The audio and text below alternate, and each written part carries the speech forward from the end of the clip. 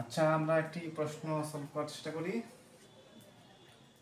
How many numbers from 11 to 50 are there which are exactly divisible by 7 not by 3? প্রশ্নটা ব্যাংকের একটা প্রশ্ন, ব্যাংকে এসেছিল, কিন্তু এই প্রশ্নটা বাংলাতে অনেক জায়গাতেই আসতে দেখা যায়। প্রশ্নটা বাংলায় হচ্ছে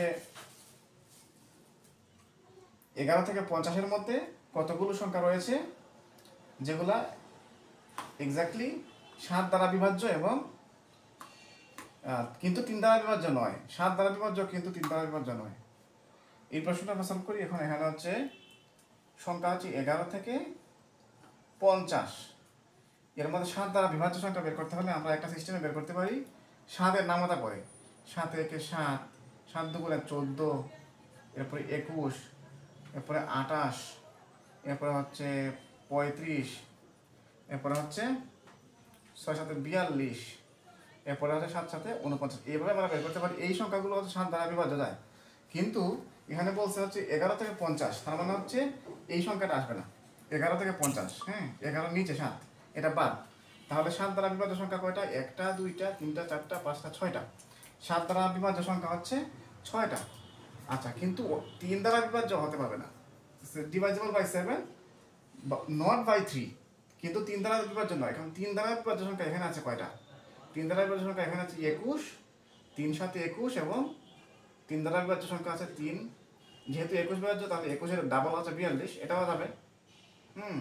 3 14 42, তাহলে এই দুইটা সংখ্যা হচ্ছে 3 দ্বারা বিভাজ্য সংখ্যা নয়। আর একটা পদ্ধতিতে আমরা বের করতে পারি, যেখানে 3 এবং 7 মিলিত হয় সেই সংখ্যাগুলো হচ্ছে এই 3 গুণ 7, 3 7 21, তাহলে 21 গুণ 2 দিলে 21 দুগুণে কত হয়? 42।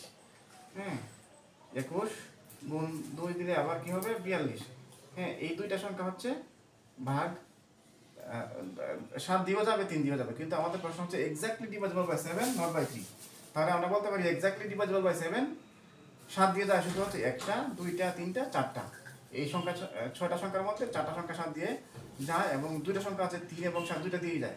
তাহলে আমাদের নট বাই 3, তাহলে 3 দিয়ে যেগুলো বাদ যায় সেগুলো বাদ দিতে হবে। অতএব আমাদের এখানে আনসার হবে 4টি সংখ্যা। 4টি সংখ্যা